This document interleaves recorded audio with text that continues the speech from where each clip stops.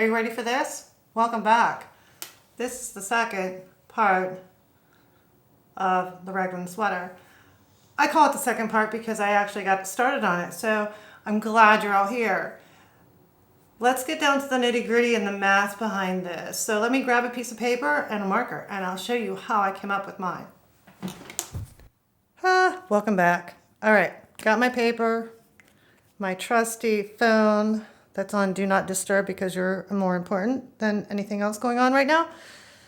So I took the time to take my gauge as with any project. So my gauge was 6 stitches per inch.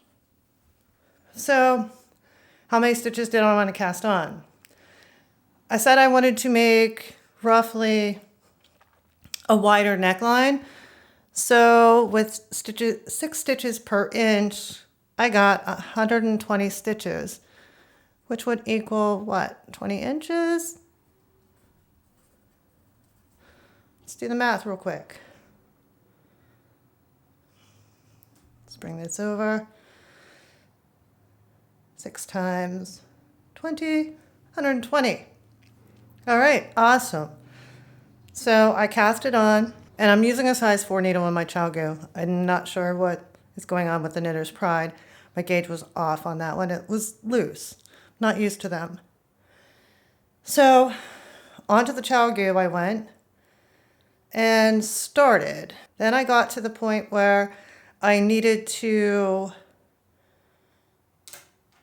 do my neckline. Now let's bring this in. Let's see if you can see this. The neckline's not too forgiving, so it's not like very stretchy, but it's sturdy. And a little tip that I found, and I left it in so you can see, is when I was knitting the 4th round, I picked up all those purl bumps so that when I got to, when I had to pick them up, all I had to do is look for my contrasting yarn and pick them up. Pretty nifty, live and learn. All right, so now that that was on, I had to figure out how to divide my stitches. So let's turn the calculator back on here. 120 stitches I had on there. Multiply by 70 would have gave me 84 stitches, front and back, which would have then been divided by 2 because half would go to the front, half would go to the back. Take that 120 times 0.30 and you got 36. And if you divide that by 2, that would have left 18 stitches for each shoulder and 42 for front and back. That was all well and good, but I'm getting 6 stitches per inch and I like a little bit more room. So I said to myself, why not add a few more stitches before? So let's start playing with an even number. So 120 plus 10 for 130 stitches. So say if, hypothetically, but I did this actually, is added 10 stitches evenly before I started marking my raglan. So 130 times 0.70 gave me 91 stitches. That's a lot more than that 84. And if I took the 130, multiplied it by that 0.30, I got 39. Now these are odd numbers you're saying. So what if I took this one to 90 and this one to 40? Oops. That would give me 45 stitches, 3 extra, which would be almost a ½ inch because I'm getting 6 stitches per inch. And instead of 18 stitches per sleeve, I now have 20 stitches per sleeve. So that gave me a little bit more wiggle room. I felt I wouldn't make it too small. And with the top-down raglan, it's awesome because you can try it on as you go. So what I did was I went with this. So I did add 10 stitches evenly in the round right after that rolled collar,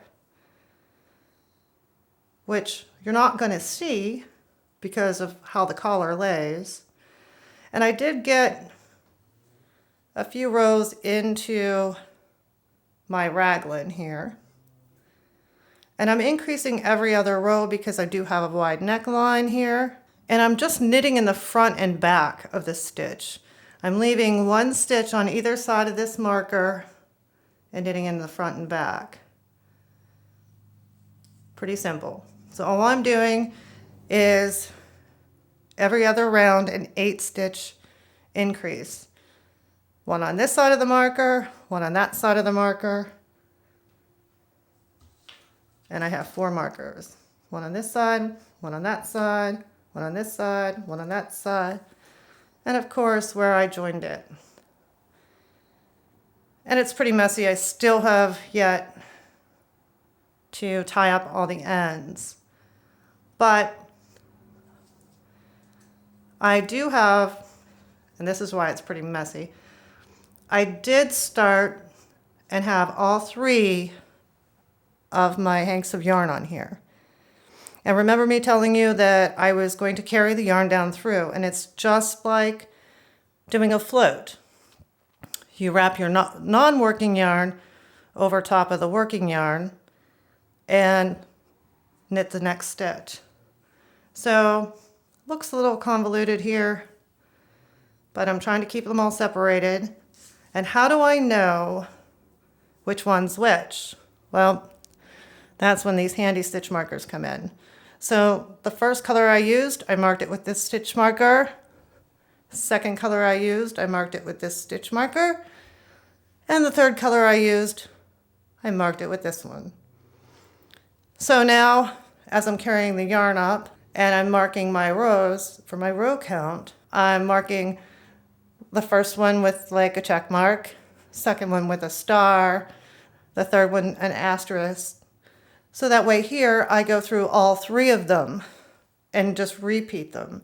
So I know which one I'm at which part in time. So that way here I don't get a line of demarcation if my dye was off or if one had more blue than green. So it kind of evens it out throughout my pattern. So we'll see how this works out. I'm hoping you're excited on getting yours started if you're going to knit along with me. But like I said, gauge matters. I'm only worried about how many stitches per inch I was. Not too worried about the rounds, or rows.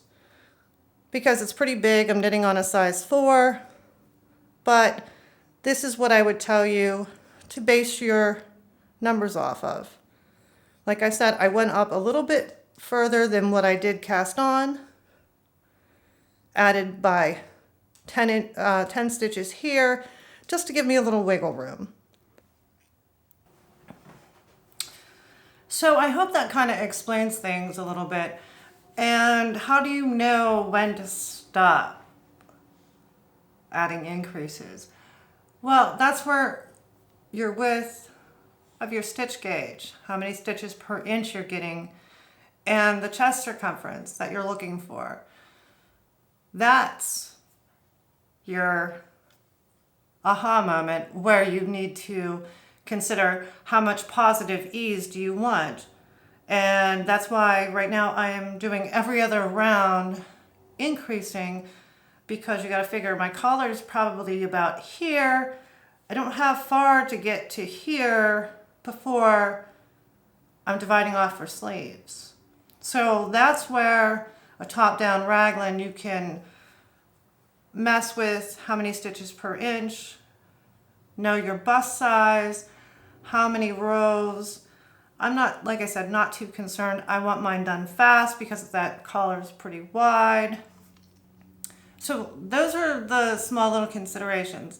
Now, if you're making a smaller collar, just make sure that you can get it over your head. Ribbing helps. I'm trying something different. Gave you a little tip on picking up those purl bumps as you knit that round, if you're going to try that.